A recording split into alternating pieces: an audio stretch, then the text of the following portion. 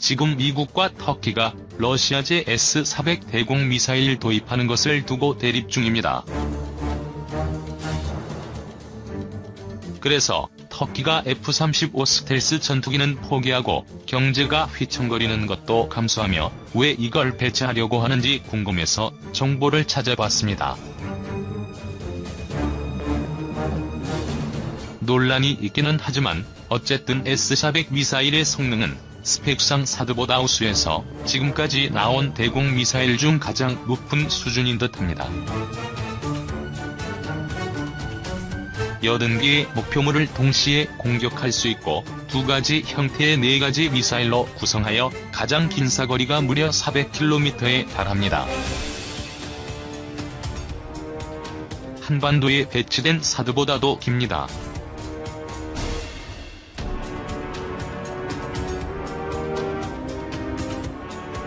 레이더도 발사 통제 추적 리다, 3D 감시 추적 리다, 전투관리 레이더로 구성해서 항공기, 순항미사일, 유도탄, 드론, 탄도미사일까지 600km 이내에서 300개까지 동시 탐색이 가능하고요. 무엇보다 F-35, F-22 스텔스에도 대응할 수 있다고 합니다.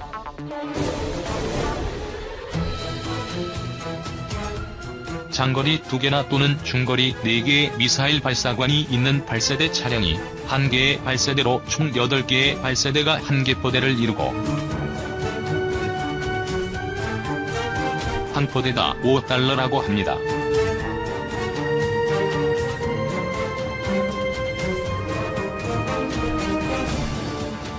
한 개 대대는 3개 포대로 이루어져 있습니다.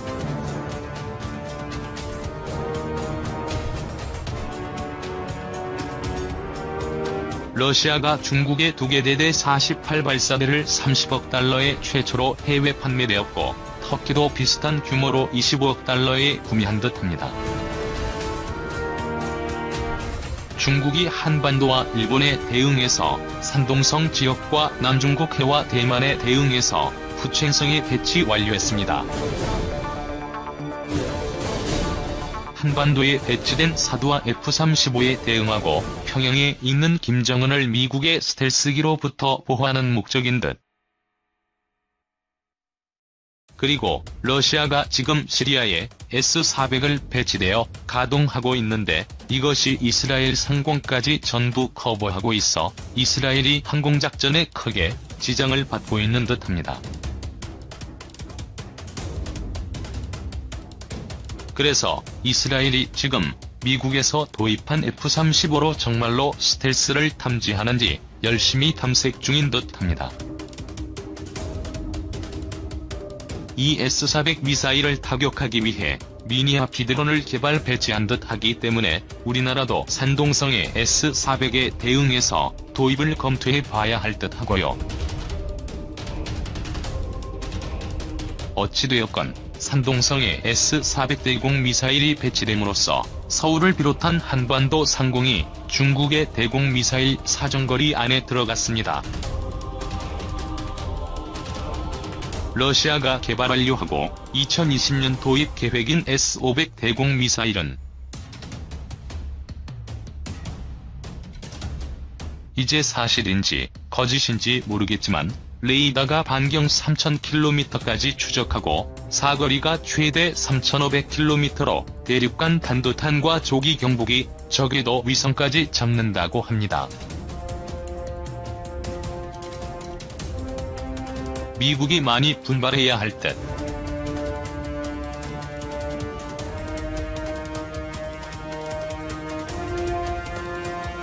우리 주변국들은 이렇게 우리가 도저히 감당하기 힘든 차원이 다른 전쟁놀이를 하고 있습니다. 2. 화웨이 봉쇄 확산 1. 소프트뱅크, 5G 사업의 유럽 업체 선택. 미국이 중국 통신 장비업체 화웨이 거래를 봉쇄한 가운데 일본 통신회사 소프트뱅크가 5G 사업의 협력 업체로 화웨이 대신 유럽 기업을 선택했다. 블룸버그 통신과 월스트리트 저널에 따르면 핀란드의 노키아와 스웨덴의 에릭손은 29일 소프트뱅크의 오지 무선 통신망 주요 협력 업체로 선정됐다고 각각 성명을 통해 밝혔다. 소프트뱅크는 노키아를 오지 사업 전개의 전략적 파트너사로 에릭손을 무선 접속망 장비 공급 업체로 각각 선정했다. 화웨이는 또 다른 중국 장비업체 ZT와 함께 소프트뱅크 사지 사업의 협력 업체였지만 오지 사업에서는 제외됐다. 도널드 트럼프 미국 행정부는 화웨이가 국가안보를 위협한다고 보고 동맹국들의 화웨이를 배제하도록 촉구하는 한편 미국 기업들과 거래도 사실상 금지하는 등 화웨이에 대한 압박을 강화하고 있다. 호주, 뉴질랜드가 이미 화웨이 장비를 네트워크에서 금지하기로 했고 일본은 공식적인 결정을 발표하지는 않았으나 안보 위험이 있는 장비를 배제하겠다고 밝혔다. 일본 현지 언론은 NTT 도코모, 소프트뱅크, KDDI 등 3대 통신회사가 화웨이와 ZTE를 배제할 것이라고 보도하기도 했다. 전 세계에서 오지 사업에서 화웨이를 배제하겠다고 적극적으로 나선 통신업체들이 아직 많은 것은 아니다.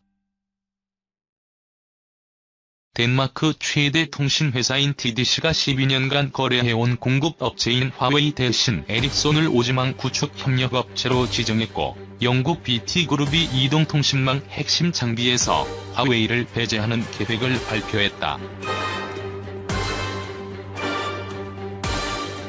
화웨이의 한 대변인은 WSJ의 미국 정부의 봉쇄 조치와 관련해 우리는 오지 판매에 큰 타격을 겪지는 않고 있다고 말했으며 TDC와 거래가 끊긴 데 대해서는 실망을 표시했다.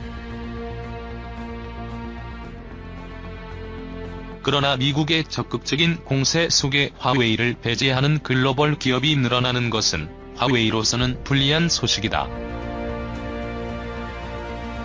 자나단 메이넌 런던 리버럼 캐피털 분석가는 이번 소프트뱅크 결정에 대해 미국 정부가 지난해부터 일본을 포함해 다른 나라들의 강한 압박의 결과일 수 있다고 풀이했다. 이런 와중에 전기, 전자 분야에서 선두에 있는 미국의 전문가 기구가 화웨이 직원들의 학술지 심사 절차 참여를 차단한 것으로 전해졌다. 파이낸셜 타임스는 국제협력과 산업표준 설정에 중요한 역할을 하는 미국 전기전자학회 학술지 앞으로 전송된 이메일과 IEEE 소속 중국인 학자들을 인용해 앞으로 화웨이 직원들이 학술지 동료평가 절차에 참여할 수 없게 됐다고 보도했다.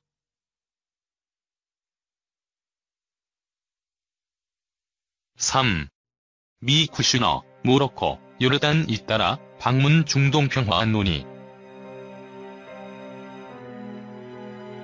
미국 도널드 트럼프 대통령의 사위자, 백악관 선임보좌관인 제러드 쿠시너가 중동평화안 공개를 앞두고 중동을 순방하고 있다. 백악관은 29일 쿠시너 선임보좌관이 요르단 수도 암만에 머물고 있다고 확인했다고 AP통신이 전했다. 백악관은 쿠시너 선임보좌관의 요르단 방문 일정을 구체적으로 밝히지 않았지만 그가 미국의 중동평화안에 대한 아랍권의 지지를 모색했다고 AP는 분석했다. 백악관은 오는 6월 25일에서 26일 바레인 마나마에서 경제 워크숍이라는 이름으로 국제 콘퍼런스를 열고 중동 경제 계획을 논의할 예정이다. 이번에 공개될 계획은 쿠슈너 선임보좌관과 제이슨 그린블렛 백악관 중동 특사 주도로 짜고 있는 중동 평화안 중 경제 파트에 관한 내용이다. 특히 외신에 따르면 팔레스타인인 거주 지역인 요르단강 서안과 가자 지구에 대한 대규모 투자와 인프라 건설 구상이 포함된다. 요르단은 아직 회의 참석 여부를 밝히지 않았지만 중동에서 미국의 우방으로 꼽히는 만큼 참석 가능성이 크다는 관측이 나온다. 쿠슈너 선임보좌관은 요르단을 방문하기 하루 전인 28일에는 북아프리카 모로코를 찾았다.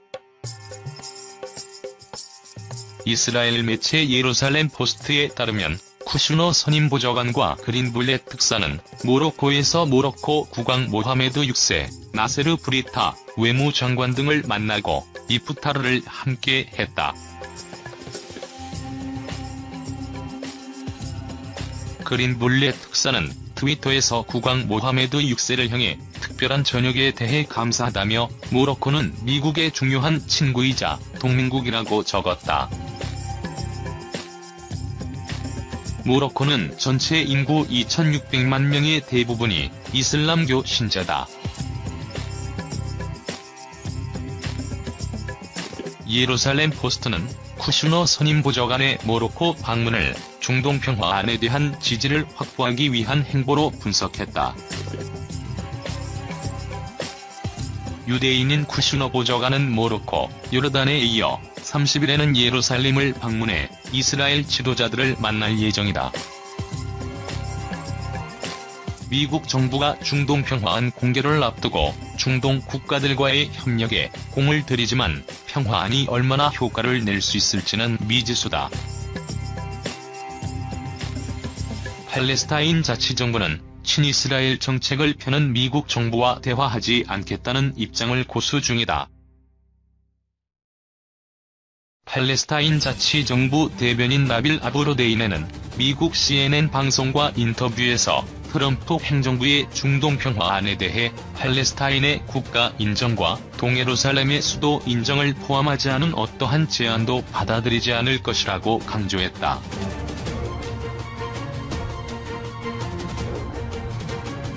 팔레스타인 당국은 2017년 12월 트럼프 대통령이 예루살렘을 이스라엘 수도로 인정하고 이스라엘 미국 대사관의 예루살렘 이전을 선언한 뒤 미국 정부와 협상을 거부하고 있다.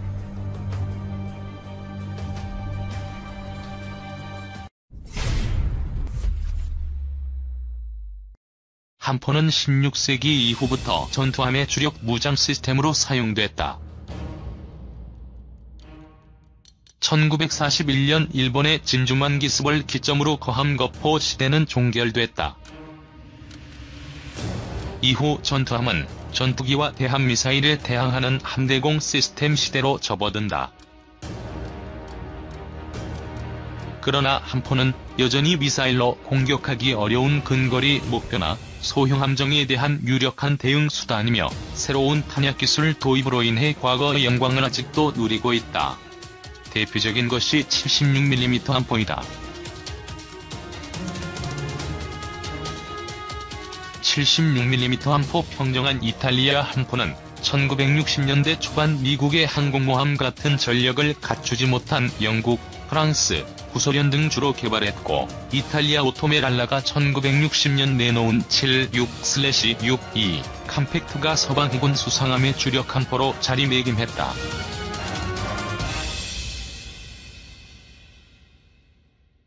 76은 76mm 포구경을 의미하며 62는 포신의 길이인 구경장을 말한다. 이탈리아 오토멜라라사가 1964년에 개발한 76mm 신형 함포는 200톤급 이상의 소형 함정에 장착될 수 있도록 소형화, 자동화됐다.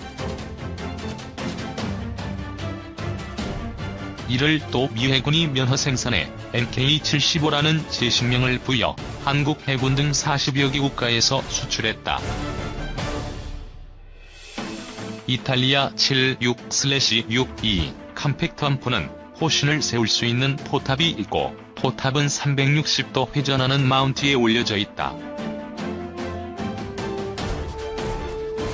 마운트 밑에는 대규모 포탄 공급 장치가 위치하는데 이 탄창 시스템이 한 겹이면 44발, 두 겹이면 80발, 세 겹이면 115발의 포탄이 장착된다. 통상 200톤 이하급 함정, 예를 들어 한국 해군의 백구급과 같은 소형 함정은 작은 크기 탓에 한 겹을 장전할 수 있고, 배수량이 1000톤이 넘어가는 울산, 포항급 전투함은 2겹을 장전하는 포탄 공급 장치를 갖고 있다. 한국의 자체 생산 기술 수준은 한국 해군은 지난 1975년 처음으로 이탈리아 76/62 함포를 도입할 당시 모든 부품을 이탈리아에서 직접 제작한 것을 수입했으나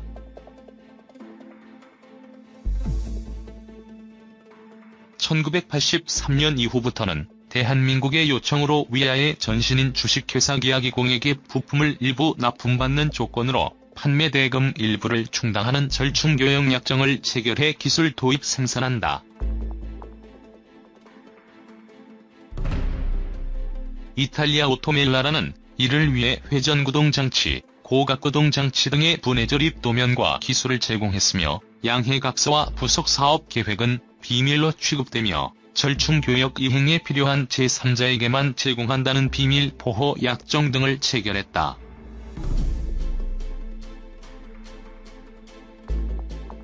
하지만 핵심 장치의 유지 보수에 대한 많은 문제점이 지적돼 왔다. 이에 위아 주식회사는 5인치 함포의 기술 도입 생산으로 독자 개발 기반을 갖추게 되고, 중장기적으로 고속정, 호위함, 구축함, 중상륙정 등의 탑재해 대함 및 대공방어용으로 운용하기 위해 한국형 76mm 함포 개발을 수행하게 된다.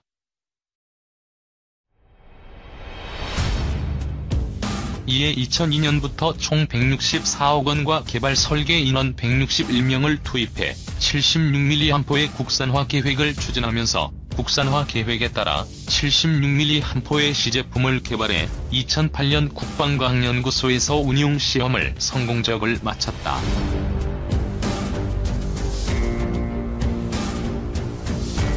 현재 위아에서 개발한 함포는 기존의 이탈리아 함포에 비해 발사율이 분당 80발에서 100발로 향상시켰으며, 스텔스 기능 및 360도 회전이 가능하다는 장점을 지니고 있다. 또한 부품 기준 국산화율은 92%까지 끌어올렸다.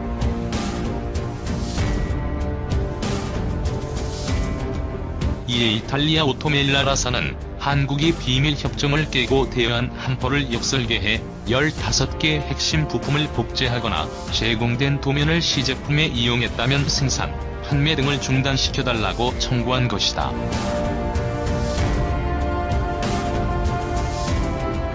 위아 관계자는 2002년 4월 업체 자체 개발 계획을 국방부로부터 승인받은 이후 국내 자체 생산을 꾸준히 진행돼 왔으며, 이번 승소로 한국 해군의 보급에는 이상이 없을 것을 전망된다고 설명하고, 단지 방산 시장의 대부분을 차지하고 있는 이탈리아에서 향후 국내 함포의 수출에는 민감하게 반응할 것이라고 덧붙였다.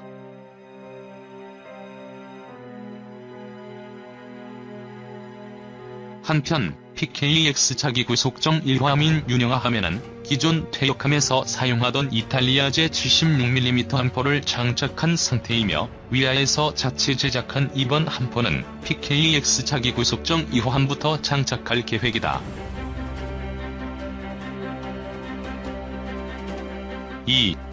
진정한 이탈리아 명품?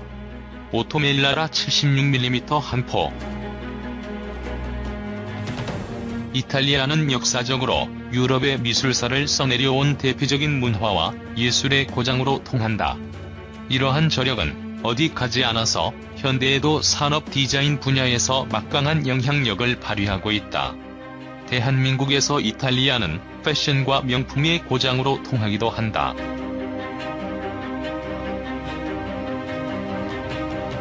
하지만 이탈리아에게는 우리가 잘 모르는 또 다른 일면이 있다. 그것은 바로 이탈리아가 독일과 함께 유럽에서 손꼽히는 제조업 강국이라는 점이다. 특히 중공업 분야에서 독일 못지않게 뼈대 있는 강자로 통하고 있다. 전 세계 크루즈선 수주 점유율 40%를 자랑하는 국영조선사 핀칸티에리를 시작으로 슈퍼카들이 즐비한 자동차 산업은 물론 공작기계 등 각종 기계공업에 강한 강소기업들이 즐비한 나라가 바로 이탈리아다. 이는 총포류 제작 부문에서도 예외가 아니다. 이 분야에서 이탈리아에는 기록이 남은 것을 기준으로 현재 세계에서 가장 오래된 기업 집단 중 하나인 베레타가 있는가 하면 1차 세계대전 이전부터 이탈리아에 각종 무기를 공급해왔던 방산업체 오토멜라라 멜레로도 있다.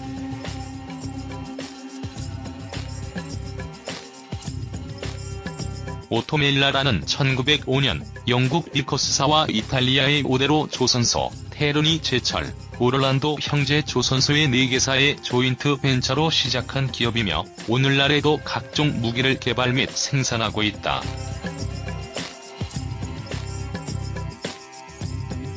오토멜라라사는 현재 이탈리아 최대의 방산기업체인 레오나르도 SPA에 합병되었으며 차량 관련 부문은 이베코로 넘어가 CIO로 편입되었다.